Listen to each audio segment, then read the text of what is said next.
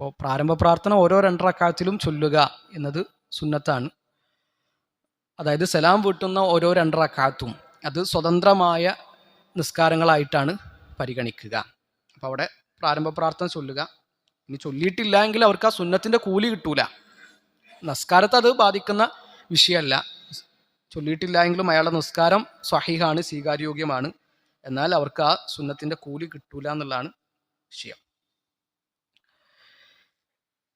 ഇനി ഒരാൾ രാത്രി നിസ്കാരം ആ സമയത്ത് അയാൾ ഉറങ്ങിപ്പോയി, അല്ലെങ്കിൽ അയാൾ രോഗിയാണ്, അന്ന് നിസ്കരിക്കാൻ പറ്റിയില്ല. അയാൾക്ക് രാത്രി നിസ്കാരം പകലിൽ നിർവഹിക്കാൻ പറ്റുമോ? എന്താ നിങ്ങളുടെ അഭിപ്രായം? നിർവഹിക്കാം. അങ്ങനെ രാത്രി നിസ്കാരം എന്ത് ചെയ്യാം? വീട്ടിൽ നിർവഹിക്കാം. നമ്മുടെ ഉമ്മ ആയിഷ ബീവി റളിയല്ലാഹു അൻഹ പറയാണ്, നബി സല്ലല്ലാഹു അലൈഹി വസല്ലം വകാന ഇദാ ഗലബഹു നൗമുൻ ഔ വജ്ഉൻ അൻ ഖിയാമിൽ ലൈലി. നബി സല്ലല്ലാഹു അലൈഹി വസല്ലമക്ക് രാത്രി നിസ്കരിക്കാൻ പറ്റിയില്ല. നബി ഉറക്കം വന്നു, നബിക്ക് ഉറക്കത്തിൽ നിന്ന് എഴുന്നേൽക്കാൻ പറ്റിയില്ല, അല്ലെങ്കിൽ വേദന ഉണ്ടായി, രോഗമായി. അപ്പോൾ രാത്രി നിസ്കാരം നിർവഹിച്ചില്ല. സ്വല്ലാ മിനൻ നഹാരി സിൻതൈ അശ്റത റക്അത്തൻ. നബി സല്ലല്ലാഹു അലൈഹി വസല്ലം എന്ത് ചെയ്യും? പകലിൽ 12 റക്അത്ത് നിസ്കരിക്കുന്നതാണ്. രാത്രി നബി 11 റക്അത്താണ് നിസ്കരിച്ചിരുന്നത്.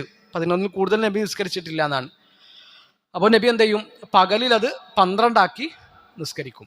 അപ്പോൾ ഒരാൾക്ക് രാത്രി നിസ്കാരം നിർവഹിക്കാൻ പറ്റിയില്ല, ഒരു ഇളവ് കാരണം അയാൾക്ക് രാത്രി നിസ്കാരം നഷ്ടപ്പെട്ടു. അയാൾക്ക് അത് ഏത് സമയത്ത് നിർവഹിക്കാം? പകലിൽ വീട്ടിൽ നിർവഹിക്കാം. അങ്ങനെ പകലിൽ വീട്ടിൽ നിർവഹിക്കുമ്പോൾ അത് ഇരട്ടയാക്കിയിട്ടാണ് എന്ത് ചെയ്യേണ്ടത്? നിസ്കരിക്കേണ്ടത്. സാധാരണ 3 റക്അത്ത് നിസ്കരിക്കുന്ന ഒരാളാണ്, അയാൾക്ക് അന്ന് നിസ്കരിക്കാൻ പറ്റിയില്ല. അയാൾ രാവിലെ നിസ്കരിക്കുമ്പോൾ എത്ര ആക്കിയിട്ട് നിസ്കരിക്കുക? 4 ആക്കിയിട്ട് നിസ്കരിക്കുക. 5 നിസ്കരിക്കുന്നവന് 6 ആക്കുക, 7 നിസ്കരിക്കുന്നവന് 8 ആക്കുക, 9 നിസ്കരിക്കുന്നവന് 10 ആക്കുക, 11 നിസ്കരിക്കുന്നവൻ 12 ആക്കുക. അങ്ങനെ ഇരട്ടയാക്കിയിട്ടാണ് നിസ്കരിക്കേണ്ടത് പകലിൽ വീട്ടിൽ നിർവഹിക്കുകയാണെങ്കിൽ. അങ്ങനെ നബി സല്ലല്ലാഹു അലൈഹി വസല്ലമ നഷ്ടപ്പെട്ട സമയങ്ങളിൽ വീട്ടിൽ നിർവഹിച്ചിട്ടുണ്ട്.